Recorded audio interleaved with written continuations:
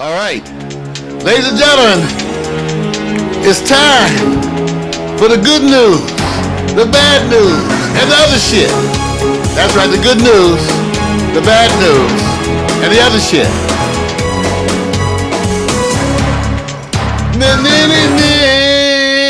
Ooh, yeah.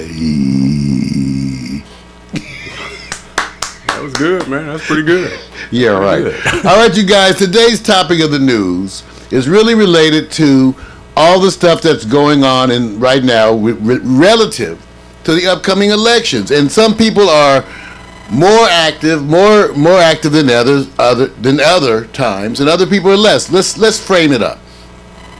The Tea Party people who recently discovered that their vote didn't really mean much, which a lot of us have known for a long time, but since they just discovered that, they have been in shock and outraged. And so they have been active, protesting, actively supporting Donald Trump because of, well, that's part of the debate. It's Donald Trump is part of the controversy. You have a bunch of your folks out there who are angry, who are supporting him, and there are a lot of folks who are equally angry that he's even there and that people support him. You also have, to the side just a bit, Hillary Clinton, who in herself is somewhat polarizing for many people. And then you have Ted Cruz, who being the voice, I guess, of the Tea Party, was previously considered an outsider. But now, because of Donald Trump, is the insider that they're willing to support. The question I have is, do you have a dog in this fight? You have Bernie Sanders, who, now I don't know how much, well, since we just weigh in, I tend to support Bernie because we share a lot of the same political views. That's why I support Bernie. I tend not to support Hillary because, as far as I'm concerned, she's about as insider as you could be. And this gets to a conversation I have to have all the time with my own family about Bill Clinton and my dissatisfaction with the Obama administration. So that's another whole topic indeed.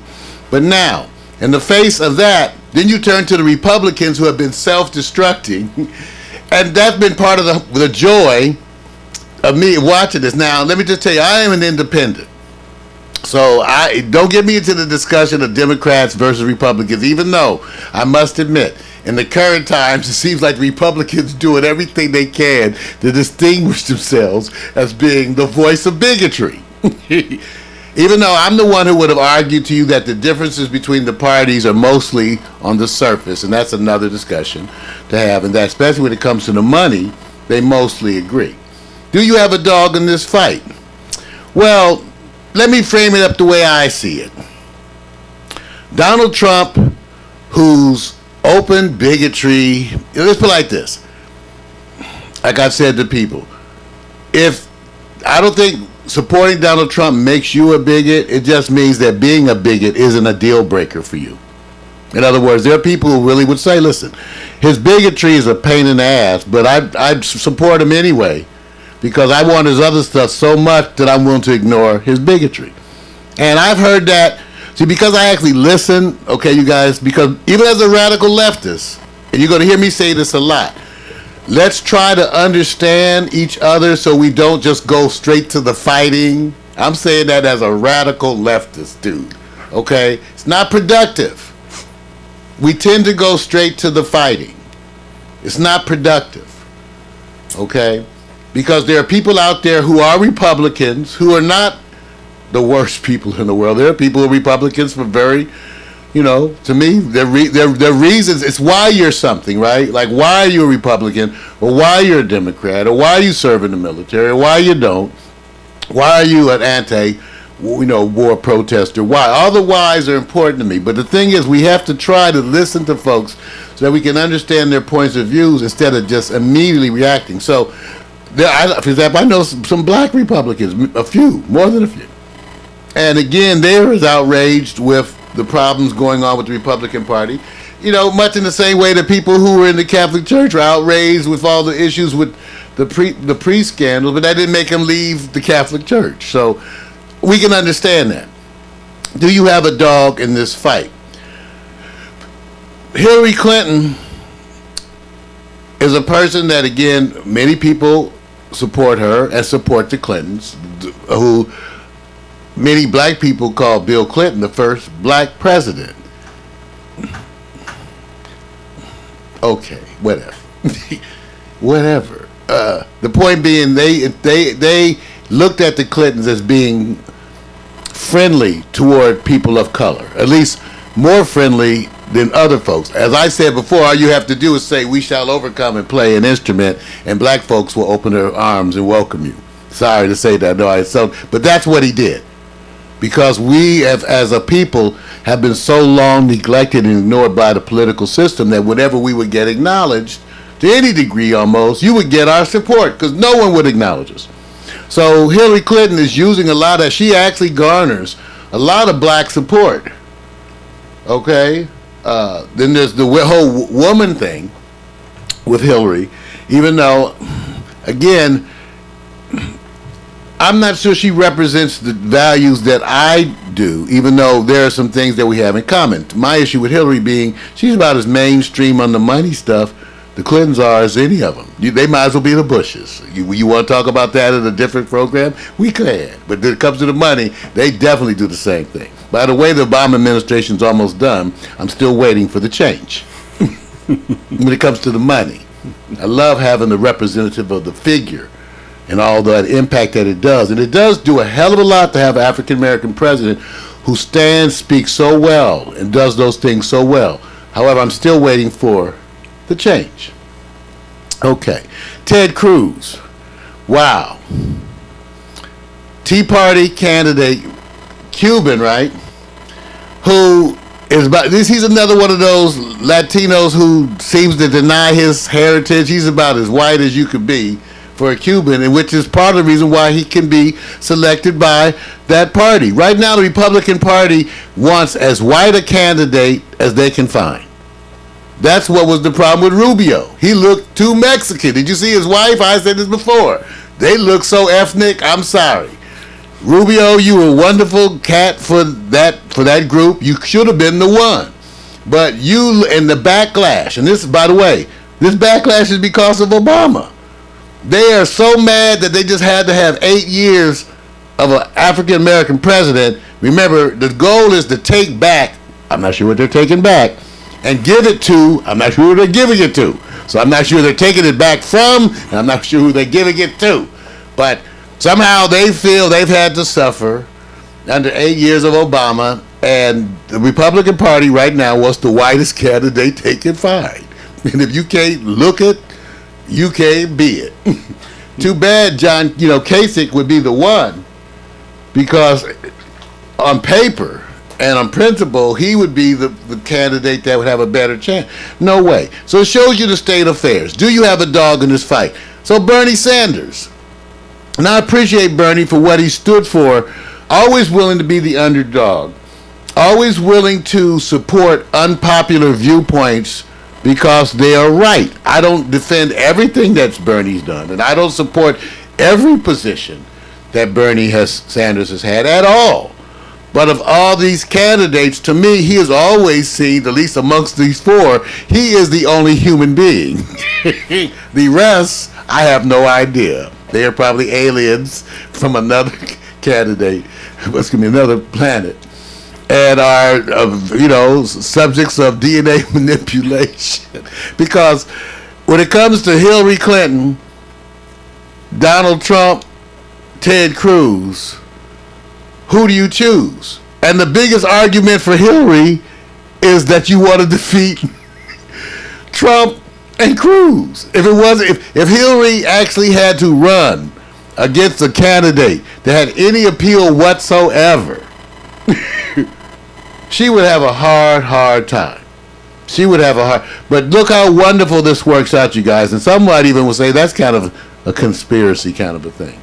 Here you have Hillary Clinton, fairly undesirable to many of us, but who looks more desirable because she's up against Donald Trump and Ted Cruz. For me, it's the illusion of choice, Vic. I've said this about the elections in the past. When you get to choose who I'm choosing from, then maybe that's no choice at all. True. Do you have a dog in this fight? Am I supposed to vote for Hillary Clinton purely as an effort to defeat Donald Trump? Really? Really? Those are the kind of discussions we're having today. And I'm not sure what the answer is. Should you support Donald Trump because you consider him to be an outsider? And are you willing to put his bigotry aside because you feel that's more important? Again, I'm not going to demonize every Donald Trump supporter. But I will say this. The current climate, which to some, again, seems so distressing, is not distressing to me. It's not surprising to me. I said before, the people who are surprised by Donald Trump's popularity are white folks, not black folks. When I was growing up, you guys, everybody was Donald Trump. All of America. That's the way people spoke and acted. My mother used to call me to the TV.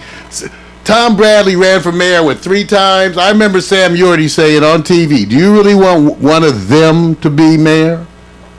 You could be an open bigot when I was young. When I was young, bigotry was the way. The average American was openly, vocally racist and bigoted. We had this argument. Well, we're going to continue to have this.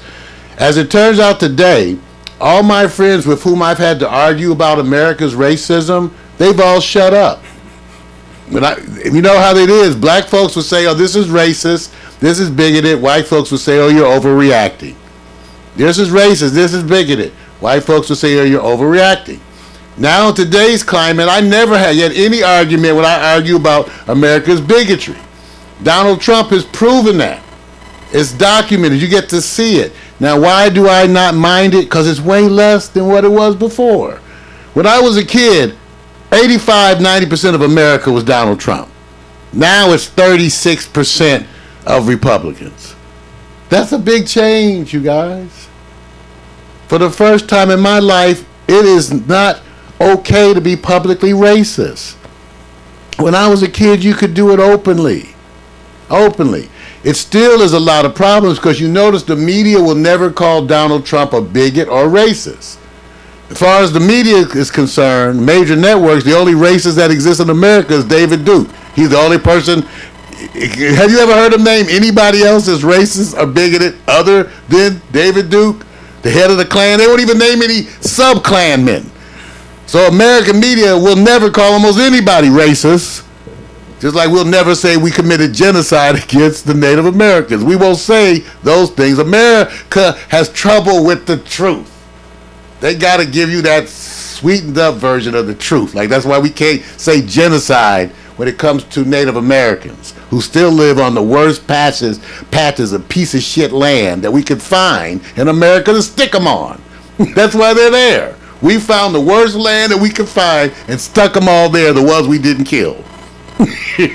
So, do you have a dog in this fight? You probably don't. I suggest, like I said, my dog is Bernie, but again, I refuse to vote for Hillary and solely to stop Donald Trump. Even though I was badgered into voting, in the past for folks because they said, oh, Marv, if you don't vote for them, the other folks are going to win.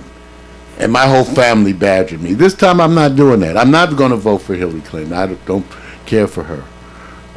And I think the whole Clinton thing has been a sham. But most of the presidents. So you say, Marv, which one? But remember, I said all of them. Remember, I said to be president, you have to kiss a ring. To be president, you have to stand in a room with people who I probably do not respect and say the right things. You have to do that to be president. Because you ain't paying for it. So you got to get in the room with people who I probably do not like or respect, and you got to kiss the ring. My buddy says it a different way. He says you have to suck the summit, That's what they say. And that's what you have to be president. You have to go in the room and suck it. And once you suck it, you let them all know that you are down for what's going to go down. And you go along with the program. Donald Trump refuses to go along with the program, so he can't be president. They would have to get rid of him. Ted Cruz used to be a radical Tea Party person. Now he's on the insider because he's willing to go with the game. Do you have a dog in this fight? I don't know. Vic? No, yeah, well, yeah. Let me do it. I only have a couple of pennies in this fight. Number one, always pretend like you're talking to young kids. Do you give them no hope before as opposed to people who are voting for someone against someone? A lot of times people go like, who's the least worst? So that's usually what a lot of people are doing. Now, the question I'm enjoying is not about getting into this thing where the Republicans are imploding. That to me is the greatest show on turf. And so I'm just letting you know this right now. Greatest show on turf. So am I watching them implode? Right. Now, here's the other thing. I'm really looking for that ninth planet in the solar system. You know, I'm more intrigued by that right now. And also, I was watching the Trail of Tears yesterday about, the whole thing. Especially when they say, if you think you got it bad, be black, and then be an American Indian that's black. Yes, so Lord. when you think about it, now, it didn't end there because I went over and looked at a lot of things that dealt with what I call those who are the masters of the universe. So I went and looked at the Turkish thing, the Armenian genocides, Bosnia, Herzegovina. Man, there's a lot of There's a lot of genocides out there. So I'm not trying to isolate. genocides. I'm not trying to isolate just this. What I'm enjoying is that people are really only interested in politics every 4 years. So far as I'm concerned, has the deficit been reduced? No. Okay. Well, or what? Or has it reflected? Has it been? Maybe, but has it impacted your check? Whatever they say, deficit up, deficit down, deficit right, deficit left. How is your damn bank account? Because that other shit is bullshit. So okay. So let me just say this. Jab. Let me just say this. I'm taking a scenario here that's people gonna have a rough time. Just pretend like it's not Trump, but it's someone like Trump. Because most of them been like Trump. And they stumble in and become president, and the deficit starts getting reduced, but they're a bigot or a racist. Feel better? Think about it now. Well, like I've said before, the Republican Party would accept Donald Trump if he would be a team player and know how to kiss the ring. See? Because he won't be a team player because he's a loose cannon who will not kiss the ring, they have to destroy him. Now, that's what they do to everybody else, liberal or leftist who. So I'm just what I see. My thing is they just gonna do the same shit to him that they've been doing to us forever. So some of y'all take pleasure in that. I go, okay, it's still the same shit. For the Donald Trump is getting done for similar reasons that they did us. You ain't a team player. I'm not a team player. People I work with, support. So My group of people politically, they're not team players. At least they're not on that team. And so the whole goal is to cause them hardship. yeah, all I'm saying is that when you have a wonderful system, and I like what Brick Lay was talking about. He says, how can a man have 3 wives and 4 bankruptcies and then be the choice? I said, but this is America. Aren't you supposed to enjoy? How many people sat there and said, there's bankruptcy laws that actually are in my favor, and you had no problem with it, and now all of a sudden it's a problem during election? Well, you have to have some money. Well, so wait a minute. People too broke to go bankrupt. Wait a minute. See, I'm not looking at Donald Trump because of his bankruptcies. I'm saying, who takes advantage of the bankruptcy laws? Oh, the people with money. Thank you. That's it. Hey. Well, a lot of us take advantage of those laws. You know, that's a whole mentality. So at the end of the day, are we good Americans? I'm just saying. At the Are end of you the a day, good American? do we have Social Security? Is it being impacted now? Is it flourishing? Are we not seeing tent cities? Is there a deficit? Has any party reduced the deficit? That's at $1 trillion What plus. benefit is it? I always said this. This is where my being a liberal or radical leftist, because I I kind of support these kind of things. I support people in general. I say the world shouldn't be my ashtray or my toilet. So I care about these things. I care about homeless people and the lack of jobs. But the truth is, neither party has done much of anything on those issues. That's what I just said. President Obama's administration is about to be over. First African American president. Does it feel any different to you than any other presidency? Okay, so when they get the next first woman president, then they're going to have the first Latino president and the first gay president, and I bet you they will all feel the same. They will all do pretty much nothing because the status quo is good enough. I tell people all the time, do you understand that in rough times for you, that rich folks are buying up everything? That's when you buy. It's a buy time when the economy is bad. When the economy is bad, and right now, if you want, you can go to Detroit and buy everything. Buy a block, buy a high rise. I know people who were almost broke out here who are moving back to Detroit because they say it's going to eventually get better. I know they don't have a major market chain. They got roving packs of wild dogs. But Detroit will get better, but right now it's broke. So if you have money, you can buy. So remember that. As tough as it is for you all, many of you, I know people who are sitting around shopping for summer houses because there's a bunch for sale. A whole bunch foreclosed on. So again, when it's hard for some people, it ain't hard for everybody. And so let's assume that the people who represent you, most of whom are millionaires, your congressmen, your senators, most of whom are millionaires. And by the way, being a millionaire today really ain't that much because $1 million don't get you that long. $1 million is $200,000 a year for 5 years. Get you valet parking. Get you valet parking. So they millionaires. So they have a different benefit from you. And so they don't feel any pressure to change. There's no pressure on them. They go home, their kids are in private school, they're eating the good food, they're having a great time, they're buying property. What's so bad? Oh, y'all? Oh. Okay. All right, Mario, I'm doing the counter. You're the teacher. You got 10-year-olds in here, little girls, all diverse, and they want to talk about the voting process and how much. It's all bullshit. You're going to tell the kids that? Yeah, I want the kids to know the truth. I want my kids to grow up knowing that they should question the American process. It doesn't, lying to our children, that does nothing. That does nothing.